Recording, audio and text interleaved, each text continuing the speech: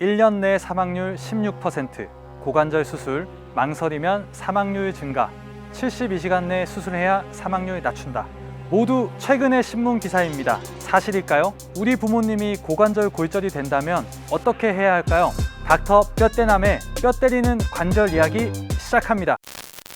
고관절이 골절된 80대, 90대 어르신들 자주 봅니다. 보호자분들은 혹시 우리 엄마 얼굴 마지막으로 보는 장면이 수술실 들어가시는 장면이면 어떡하지 걱정되실 겁니다. 그리고 그런 걱정 때문에 결국은 수술을 못 받겠다고 포기하시는 분들도 계세요. 몇몇 보호자분들은 이렇게 질문하시기도 해요. 혹시 원장님의 가족분이 같은 상황이 생긴다면 수술 받도록 하실 겁니까? 라고요. 굉장히 조심스럽게 죄송하다며 여쭤보시는데 전혀 그러실 필요 없습니다. 확실히 답이 정해져 있는 문제이기 때문이죠. 만약 저희 부모님이 고관절 골절이 생기게 된다면 최대한 빨리 제가 수술할 겁니다. 이렇게 여러 번 이야기했어요. 실제 그런 상황이 안 왔으면 하지만요. 만약에 수술 안 한다고 생각해 볼게요. 수술 안 하면 정신은 멀쩡한데 다리가 아파서 혼자서 밥도 못 드시고 용변도 못 보시는 나이 드신 부모님을 방치하는 거예요. 예전 전래동화에서나 나오는 나쁜 풍습과 같은 상황이죠. 수술을 적절한 시기에 잘 받으시면 높은 확률로 다시 걸으실 수도 있고, 설령 똑같이 걷지는 못하더라도 최대한 통증 없이 보행기나 휠체어 생활하시고 사람답게 사실 수 있기 때문이죠. 또 충분한 경험이 있는 의사의 수술을 받았을 때는 수술 중에 생기는 합병증의 가능성도 낮고 수술 이후의 회복 경과도 빠를 것이 분명하기 때문입니다. 우리 어머니께서 기저질환이 혈압, 당뇨에 심장에 스텐트도 넣고 대장암 수술도 했고 뇌경색이 있어서 아스피린도 드시는데 이거 수술 가능합니까? 당연히 건강한 사람보다는 위험합니다. 하지만 그런 건강 안 좋으신 분들은 수술 안 받고 꼼짝도 못하고 누워서 낑낑 대시면 더 나빠집니다. 밥도 제대로 못 드시고 화장실도 제대로 못 가시고 너무 기력이 없어서 죽 몇 번 들였는데 자세가 불편하니 잘못 삼키셔서 흡인성 폐렴이 생겨 갑작스레 중환자가 되시는 경우가 드물지 않습니다. 요즘에는 마취 기술, 수술 기술, 그리고 수술하고 나서 혹시나 상태가 나쁘더라도 중환자 의료 기술이 경험과 데이터가 쌓이면서 많이 발전했어요. 또 여러 과들 간의 협진 시스템이 좋아져서 환자들을 잘 살립니다.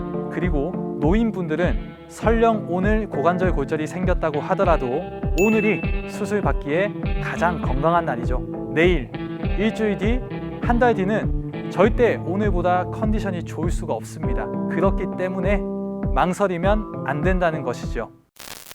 고령화 사회가 되면서 가장 직접적으로 노인분들의 삶의 질에 영향을 주는 것이 골다공증성 골절, 특히 그 중에서도 고관절 골절입니다. 살아가기 위해서 해야만 하는 원초적인 부분들, 잘 먹기와 잘 싸기, 이것을 못하게 만들기 때문입니다.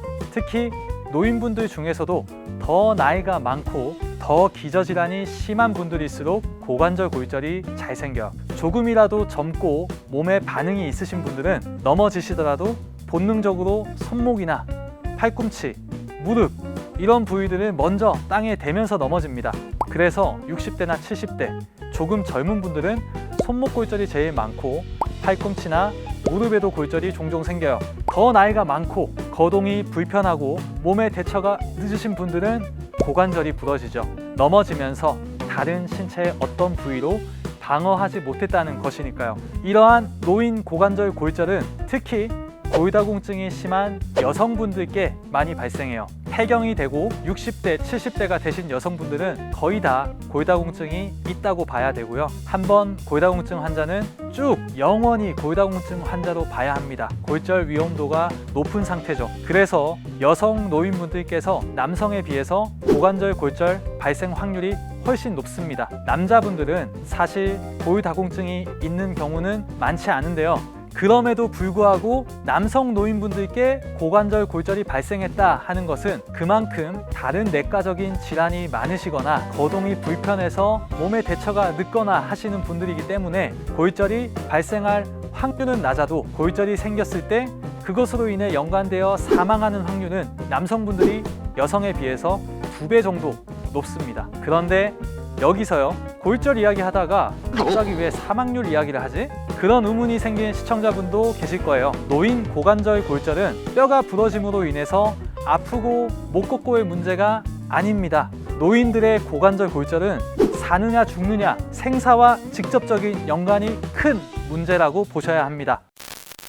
고관절 골절이 생기면 어떻게 되죠? 앉거나 설 수가 없어요. 거기다가 다리를 벌리고 모으고 할 수도 없고요. 몸을 옆으로 돌릴 수도 없고요. 무릎을 굽히거나 양반다리 할 수도 없어요. 소변을 볼 수도 대변을 볼 수도 없습니다.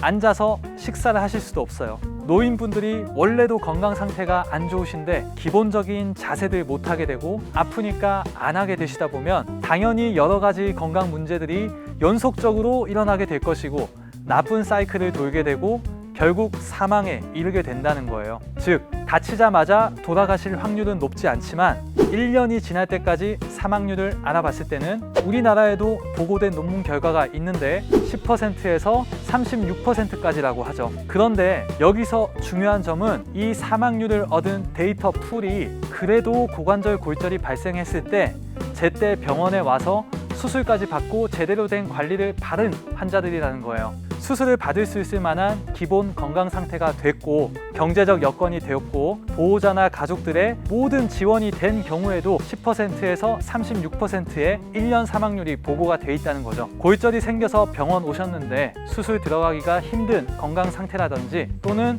나 그냥 안 할래, 갈래 하신 분들 다시 오시지 않거나 연락이 안 되시는 분들 꽤 많으시거든요. 그 사람들까지 다 포함했을 때는 실질적인 사망률은 훨씬 높다고 제 개인적인 추측이지만 2배 정도는 되지 않을까라고 생각합니다.